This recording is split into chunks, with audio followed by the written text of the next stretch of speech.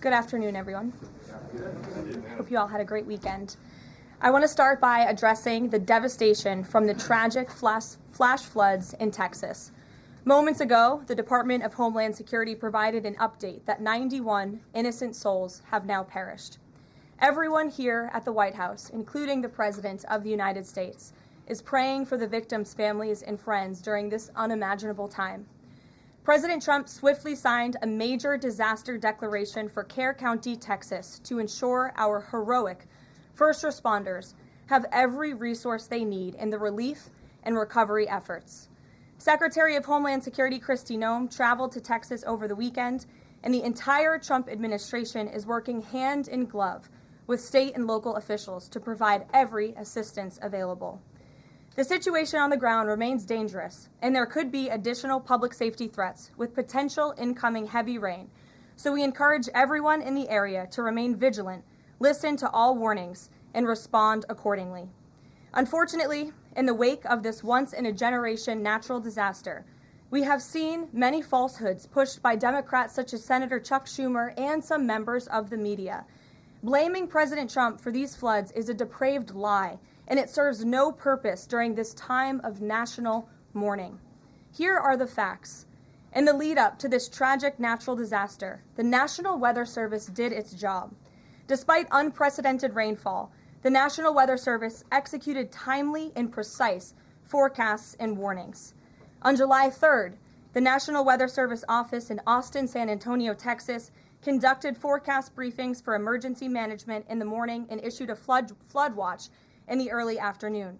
Flash flood warnings were also issued on the night of July 3rd and in the early morning of July 4th, giving preliminary lead times of more than 3 hours before flash flooding conditions occurred.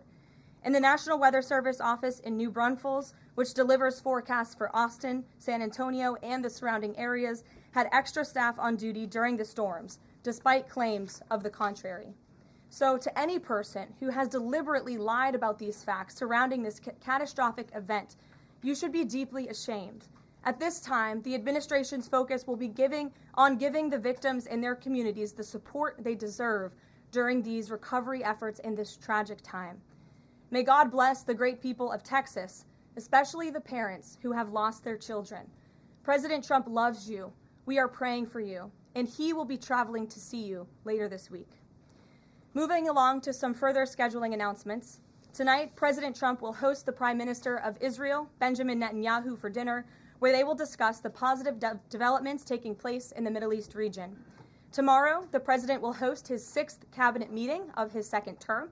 Many of you will be invited to cover that. And on Wednesday, the President will host leaders from 5 African nations for lunch in the state dining room. In other news, after the historic signing on the South Lawn of the White House on the 4th of July, President Trump's One Big Beautiful Bill is now the law of the land.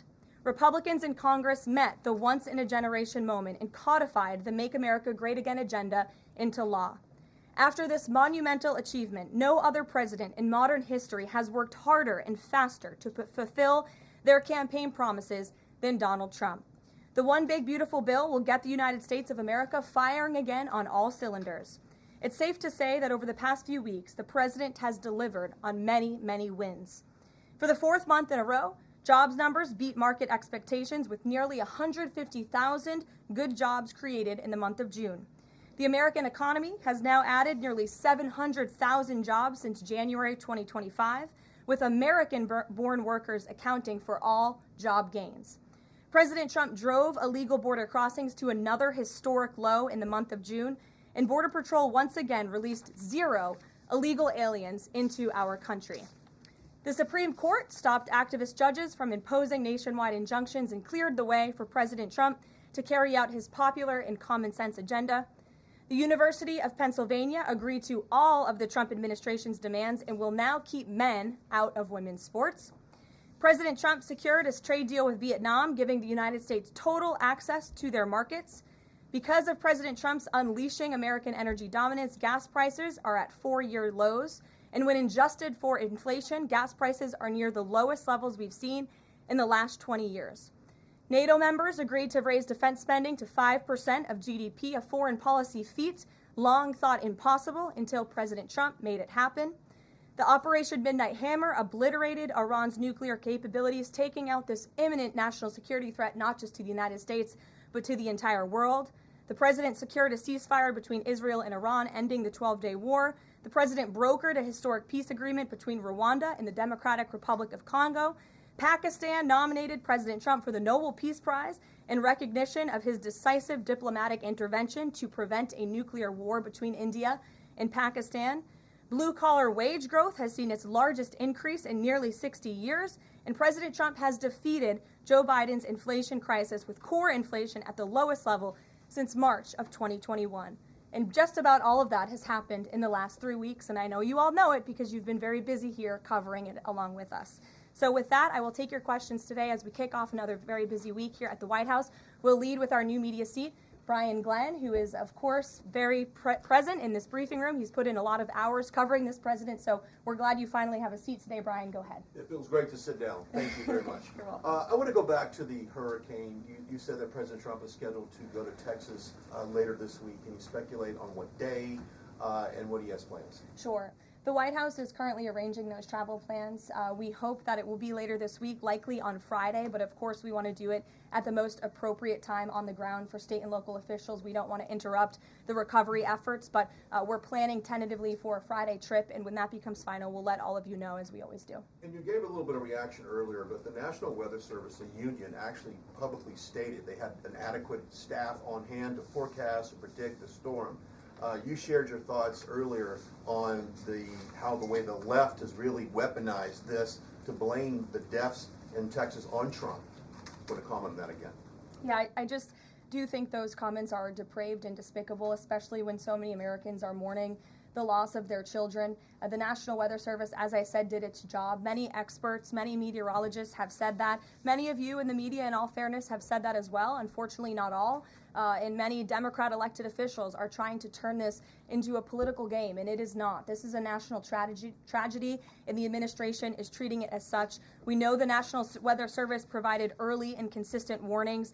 They gave out timely flash flood alerts. There were record-breaking lead times in the lead up to this catastrophe. There is ongoing flood monitoring, and these offices were well staffed. In fact, one of the offices was actually overstaffed. They had more people than they need. So any claim to the contrary is completely false, and it's just sad that people are pushing these lies. Can I just get one more? Sure. Kind of a little bit of breaking news. The Department of Homeland Security is moving to end the TPS status on Honduran and Nicaraguan migrants. Yes. Any plans to adding additional countries that you could be targeting? Just a reaction. Sure. Well, I won't get ahead of the Department of Homeland Security on additional countries, but as you pointed out, they did end temporary protective status for Nicaraguans and Hondurans in this country because TPS, temporary protective status, is temporary by definition. It is not meant to be a permanent path to residency or citizenship here in the United States of America. It was originally granted to Nicaraguans following a natural disaster in 1999. That doesn't sound very temporary to me. And as well as Hondurans in 1999 after the impact of Hurricane Mitch in 1998. And so this administration is doing what it promised to do. And if individuals from these countries want to come here, they have a legal pathway to do it, but temporary protective status was never meant to be permanent. The previous administration abused this status and this parole program, essentially treating it as such, and we're not going to tolerate that any further. Thank you, Brian. Megan. Secretary Bessent said yesterday that countries will boomerang back to the April 2nd tariff level starting August 1st. Why did the president decide to have those tariffs not take effect Wednesday as originally scheduled? And then I was also wondering if you could share, obviously we saw the letters the president sent out on Japan and South Korea, but if any other major U.S. trading partners are getting letters today. Sure, yes, I can confirm. In fact, I have those letters. If you could get me the folder with the letters in them, Liz, they're right in the previous office. I have the signed letters that went out to both South Korea and Japan today, and there will be approximately 12 other countries that will receive notifications and letters directly from the President of the United States. And weeks ago, I stood at this podium and I told all of you that the president was going to create tailor-made trade plans for each and every country on this planet.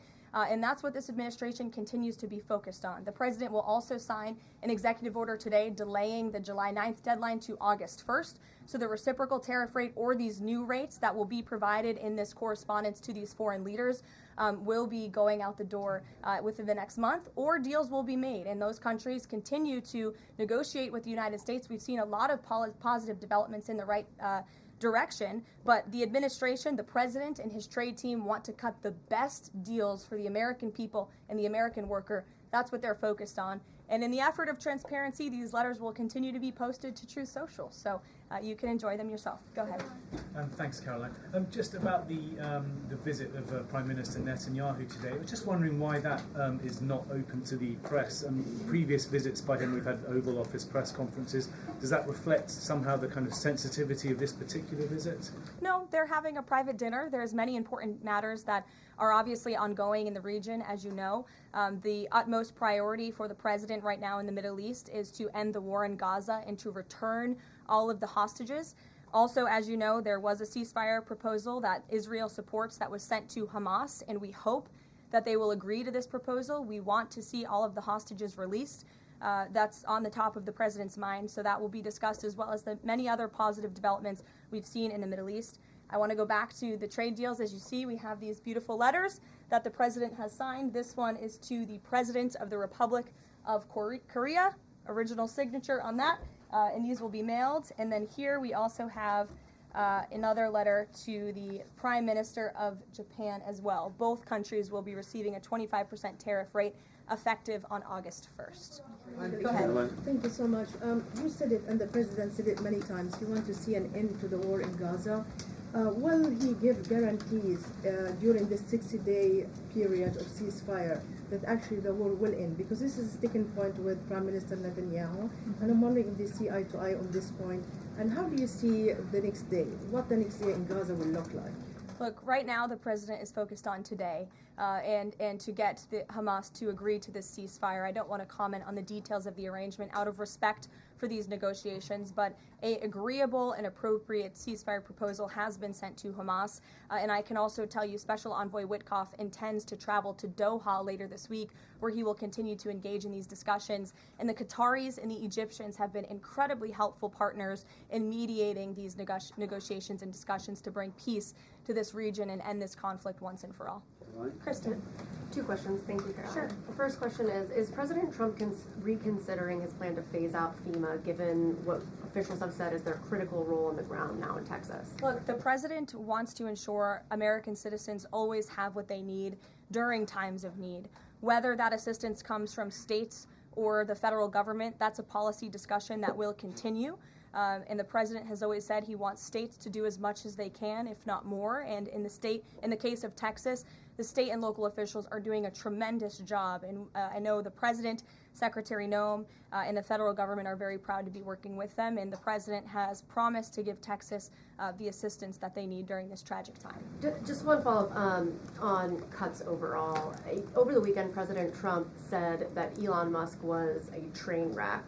Are there, given this current viewpoint, are there concerns within the White House or from the president himself over the cuts that happened under Musk while he was advising DOGE, including the National Weather Service? I think I've already addressed that, Kristen, and what I can tell you is that these offices were fully staffed. The San Angelo office was fully staffed with 12 forecast meteorologists. There were no vacancies. The San Antonio office was operating with 11 forecasters.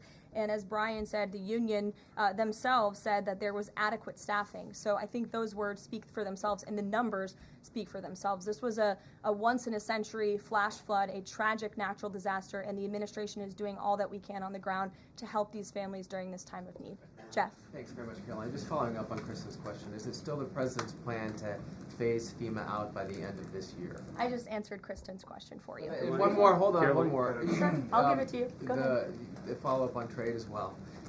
12 more letters coming, you said. Can you give us a sense of which countries those are? I'll let the president reveal those in very due time. Keep your eyes on Truth Social. Michael, in the back. Thank you, Caroline. An armed shooter today was shot in McAllen.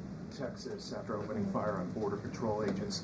Comes just days after Democratic Congresswoman Pramila Jayapal recently said she gets, quote, inspired when activists obstruct ICE. Does the White House expect Democrats to tone down their rhetoric in light of what we saw today in McAllen, Texas? We certainly call on Democrats to tone down their rhetoric against ICE and Border Patrol agents who, again, are everyday men and women. I would encourage AOC and other Democrats to actually meet with the United States Border Patrol. These are honorable Americans who are just simply trying to do their job to enforce the law. They go home to their families every night just like we all do, and they deserve respect and dignity for trying to enforce our nation's immigration laws and to remove public safety threats from our communities.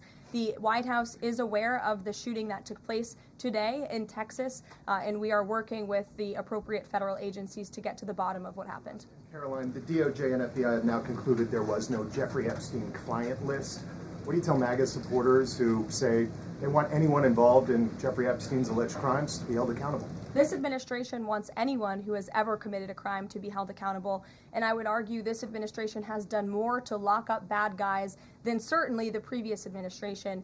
And the Trump administration is committed to truth and to transparency. That's why the Attorney General and the FBI Director pledged at the President's direction to do an exhaustive review of all of the files related to Jeffrey Epstein's crimes and his death.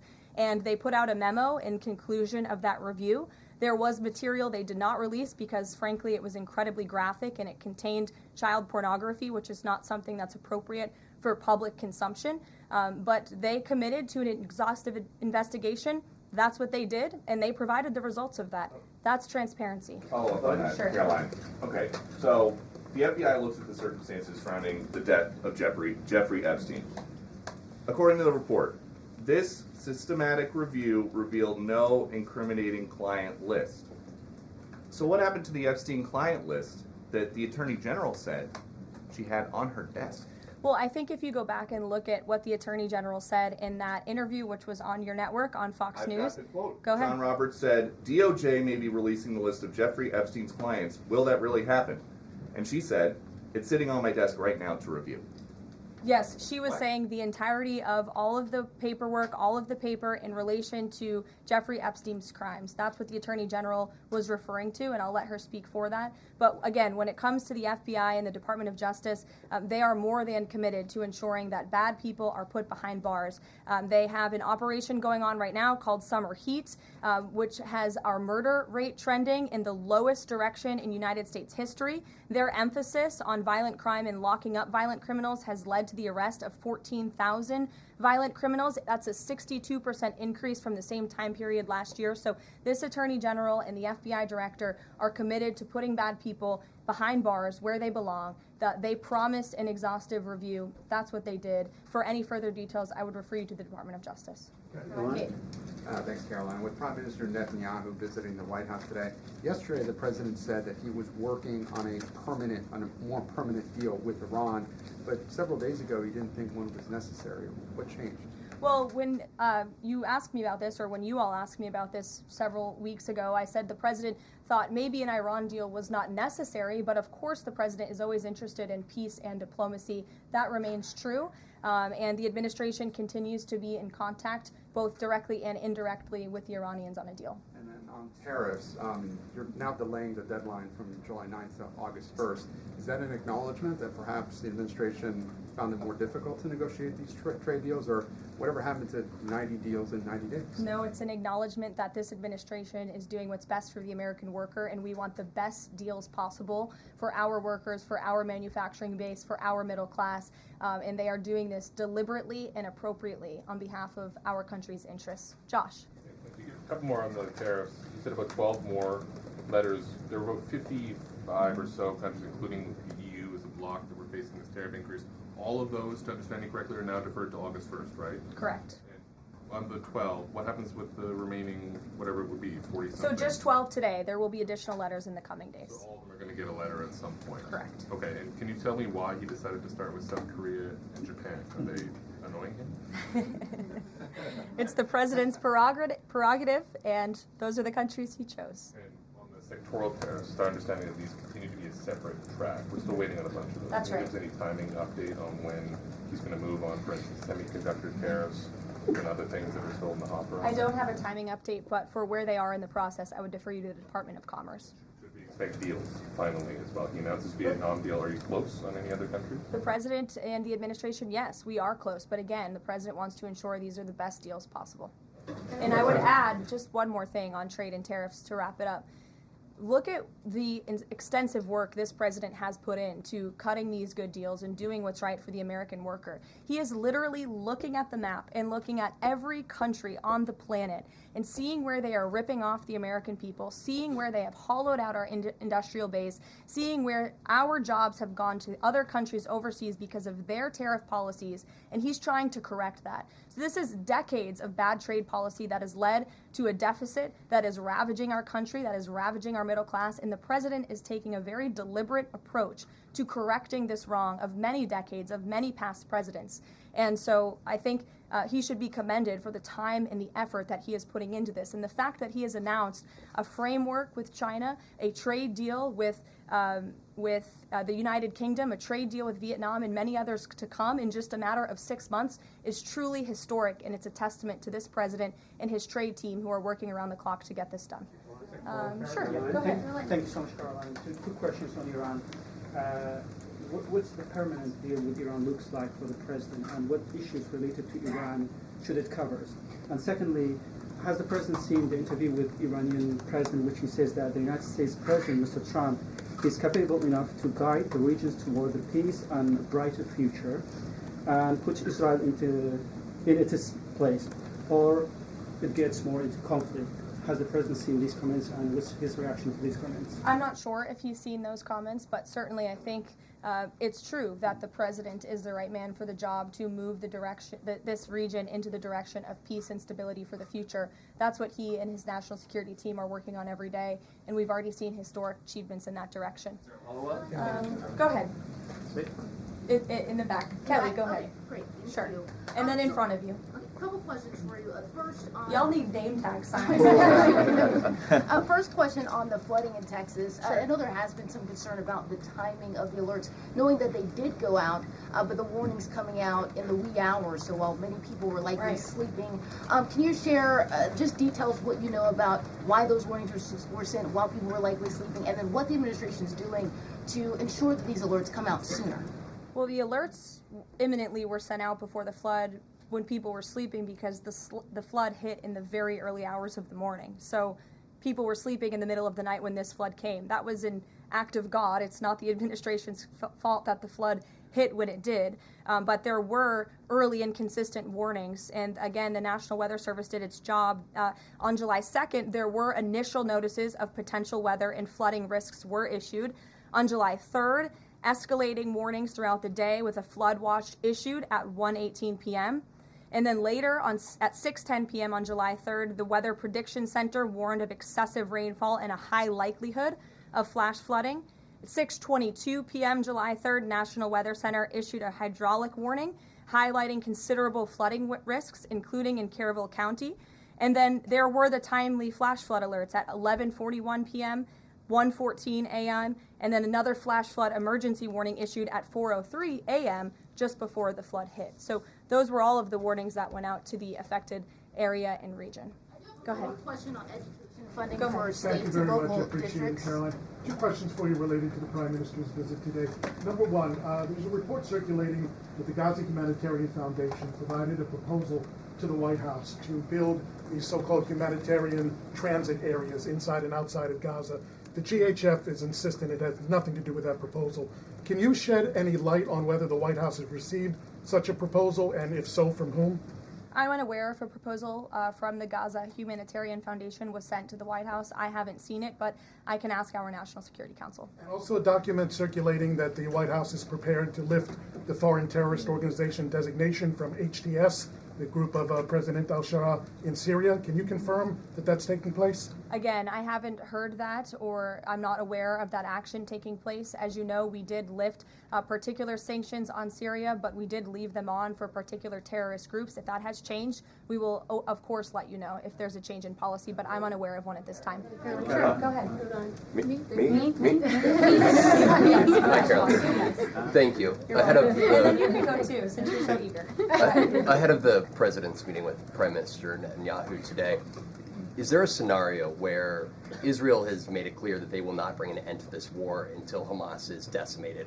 And the president just 5 months ago suggested a potential takeover of Gaza. Is there a situation where tonight the two men will change their posture, and in the scenario that Hamas turns over the remaining hostages, that the war could come to a permanent end, and that they will seek that under that scenario that they would essentially try to bring this war to a permanent end beyond just that 60-day ceasefire? Again, you're putting a hypothetical situation in the air, so I don't want to comment on that out of respect for these ongoing negotiations and discussions that are taking place. But as for the takeover of Gaza, I don't believe the president ever said that. I think he discussed a rebuilding of Gaza once this war is over. This has become an uninhabitable place for human beings, and the president has a big heart. He wants this to be a prosperous, safe part of the region where people and families can thrive, and there will be a need for a real rebuilding effort when the time comes. But right now we need to end this war, and we need to bring all of the hostages home.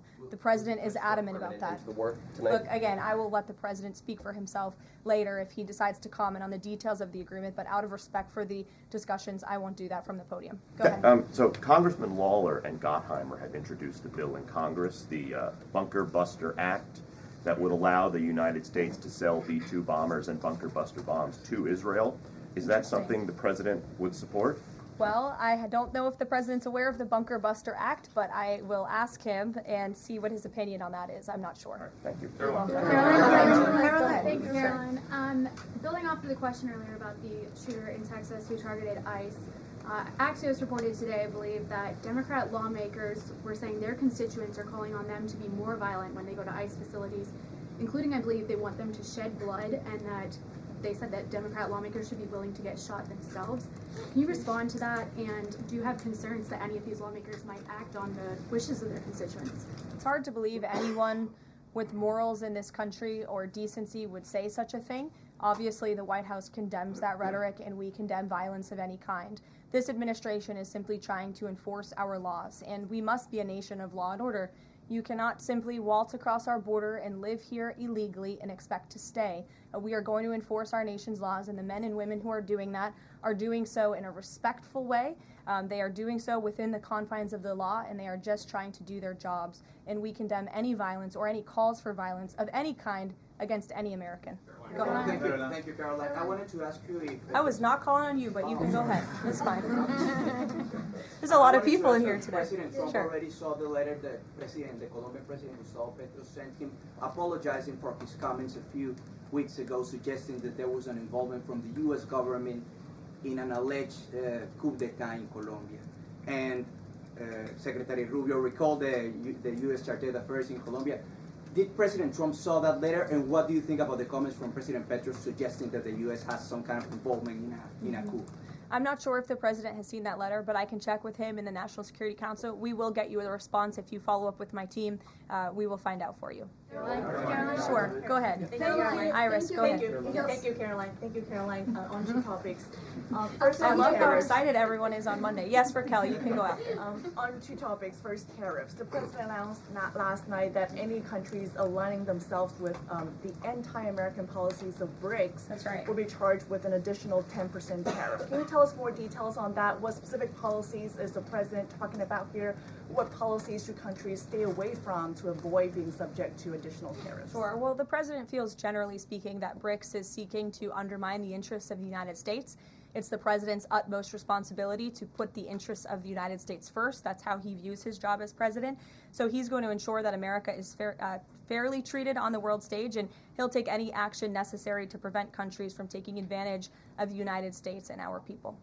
Raquel, go ahead. On the illegal immigrants, Our Tom Homan told us this morning that ICE will have to arrest 7,000 illegal immigrants every day for the remainder of this administration to just catch the ones that were let in during the last administration. I'm wondering what the new resources and manpower, of course, given by the Big Beautiful Bill, which of course opens the door for ICE to hire additional 10,000 agents and officers. What's the administration's expectations now for daily arrest numbers going forward in the upcoming months? Sure. I'll let the Secretary of Homeland Security and her department speak on what they're looking for in terms of daily numbers. What I can tell you is I receive the daily reports each morning, and ICE is out there doing the jobs that they swore an oath to do, and they are removing public safety threats from our communities every day, and our country is becoming a safer place because of their efforts. And the One Big Beautiful Bill that is now law will give significant resources to ICE and Border Patrol to continue the tremendous work that they are already doing. And I think every American who wants to live in a safe neighborhood should be grateful for their efforts.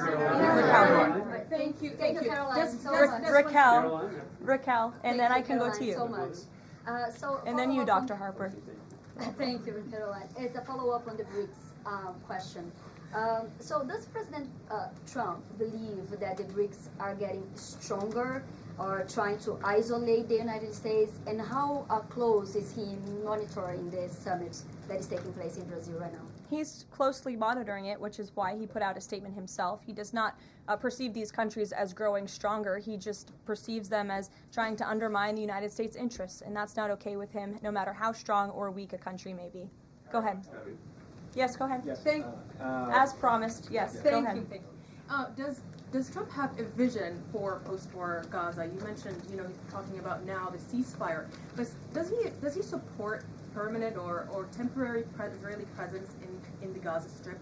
Does he continue to see a continued role for the Gaza Humanitarian Foundation to continue to operate in the Gaza Strip? Well, as you know, because we've talked about it before, the president has directed aid to be moved into the region, and that has been taking place. You've actually seen people in the Gaza Strip yelling out, "Thank you, Trump," for the aid and for the meals that they have received, because the previous administration never did that for some reason. But this president, again, wants to see peace and stability in the region. So as I outlined previously, he views this part of the region as having a real chance at being peaceful and prosperous. But again, we need to end this war. We need to get all the hostages home, and Hamas needs to accept this proposal in order to do that. Dr. Harper, go ahead. I'm Dr. Anthony Harper with the Intermountain Christian Youth. Thank you for taking my questions. Given the nature of the Palestinian Authority, with their pay to slay, teaching Jew hatred to children, corrupt leaders, and no elections for 19 years, who does President Trump support to govern Area A and Area B to prevent Hamas from ruling? And what is President Trump's position on Israeli sovereignty? Sure. Well, the president believes Israel, of course, has a right to defend itself.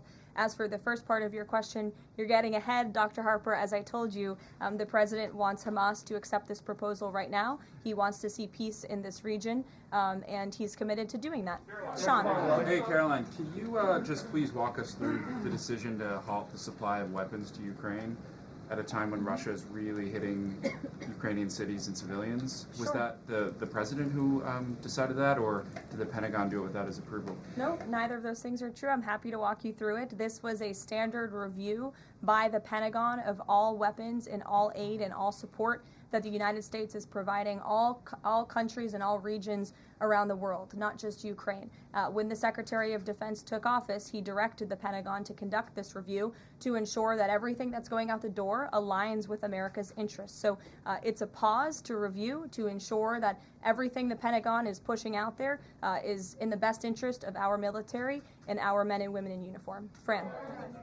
Two questions on Israel. You suggested that Hamas is the impediment currently to a ceasefire. So if not a ceasefire deal, then what does the president hope to achieve with tonight's dinner with the prime minister? Again, you guys are getting around to a lot of hypotheticals. I don't want to get ahead of the president, but there are many other issues to discuss with Prime Minister Netanyahu tonight related to the region and just the entire world. So this will be a dinner to talk about Operation Midnight Hammer, which was incredibly successful, to talk about peace in Gaza and ending that conflict, as well as many other topics of discussion in relation to Israel and the United States.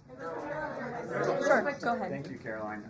Given the fact that this is on the trade letters, given the fact that the president put into effect the tariffs on April 2nd and then put the pause into place, is the president at all concerned that these countries that are receiving the letters won't take them seriously because the deadline seems to have shifted already and may shift again? They will take the letters seriously because they have taken the president seriously. And that's why the president's phone, I can tell you, rings off the hook from world leaders all the time who are begging him to come to a deal. And this administration is working hard to ensure those deals are in the best interest of the American people. And this delay, again, is in the best interest of the American people. And you all will continue to see these letters released on the president's Truth Social, and we will see you all later. Thank you, guys. Thanks, Caroline.